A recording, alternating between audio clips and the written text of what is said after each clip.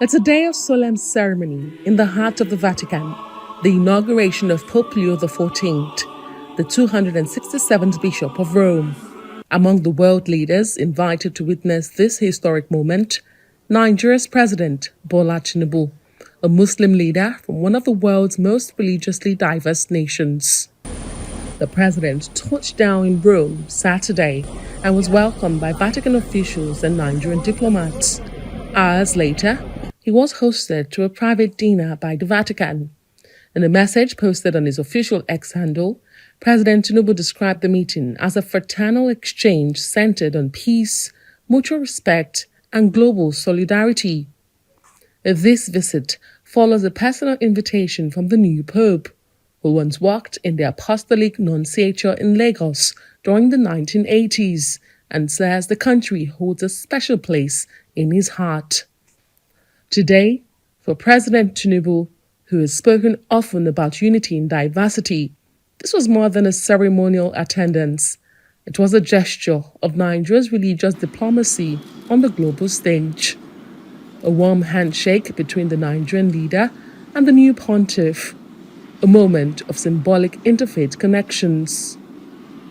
It's consistent and the true sense of unity in diversity. And I'm greatly honored. We have to continue to work on it. It's a work in progress for the sake of our country and the continent as a whole. Nigeria is no stranger to religious complexity, home to millions of Christians and Muslims who often live side by side. Tinubu's presence at the Vatican underlines the country's delicate religious balance and the role leaders play in bridging divides. It's very, very symbolic and indicative of the great solidarity that he continues to show, not just to the Muslim community, but to the entire Christian community. He has shown this solidarity with the millions of people who are of the Catholic faith in Nigeria by attending this Mass, being himself a Muslim. This has also shown his commitment to the advancement of peace, not just in the African region, but globally also. He's a man who's tolerant of all religions and who believes in interfaith harmony, and who has even demonstrated it by the kind of appointments he made. I read somewhere that the president has made over, out of his cabinet, 62% of them are Christians. That shows the kind of man he is. Shows the fact that a Muslim president can be accepted and is liberal to carry the whole country along.